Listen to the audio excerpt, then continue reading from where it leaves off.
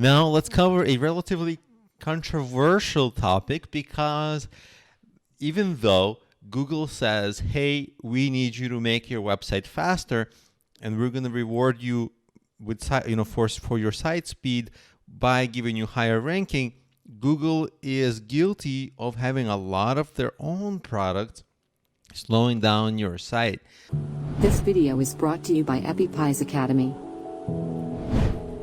And so it's a controversy, right? On the one hand, they say avoid something. On the other hand, they are guilty to a large degree on it, because there's a lot of products that Google uses or provides that decrease your page speed.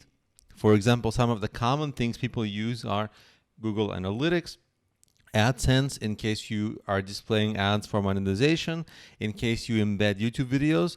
There are issues with those slowing you down, and I'll show you literally evidence of that from Google reports. And in case you're running any kind of ad retargeting with Facebook, or Facebook ads, or AdWords retargeting, and you have the Pixel installed, then it also slows down your site. And they all slow things down differently. And in some parts of the courses of this course, I'm going to explain how to mitigate those issues. But of course, the less of these you have, the better. For example, if you show less ads, it's better. If you have less YouTube videos, it's better. Now, let me actually show you Google site speed reports with literally them complaining about these things slowing down the page load speed. This is a Google report of my homepage, and as you can see, there's a lot of things they're complaining about, but I'll show you some of the offenders that are related to Google. And it's not just Google. For example, you can mouse over and you can see, let me actually make it bigger for you so it's easy for you to see. You can see that, for example, this pop-up is downloads.mailchimp.com, which means that it's a pop-up, it's the email pop-up that comes up. So some of these are basically, it's just the more things you have on your site, the more little libraries, the more features, just the slower it's going to be, because it just adds bulk. But in this case, what we want to look at is Google issues. So some things that Google causes here are, let's say, image related things, and I'll show you that. Here we have a little area that says serve images in next gen format. And what we have here is a list of images that they are complaining about. Some of the images are my fault, some of them are not. For example, these images are actually not images necessarily on my site, but these are images from YouTube. You see it's i.ytimg,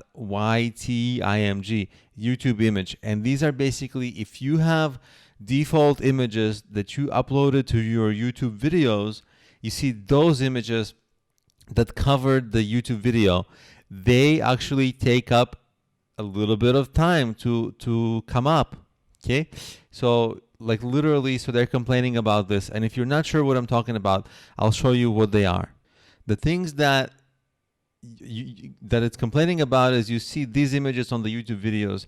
These are like a an image that I uploaded so that the video looks professional. And this is it's the preview kind of image. It's not part of the video itself, but it's the preview image. And these preview images are going to take up time for your site to load. So one thing you can do is maybe have less of them.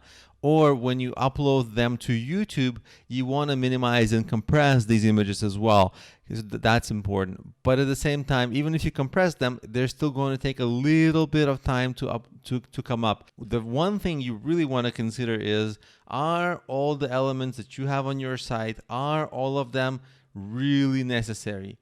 That's really the first thing, because you can always condense your page. And the smaller your page is, that's the most common sense thing that you can do to improve things on your site. For example, I have like this block of text. You see this: generating a business idea and choosing a business niche. And I have a lot of things going on. Now I have this little light bulb. Does it really add much?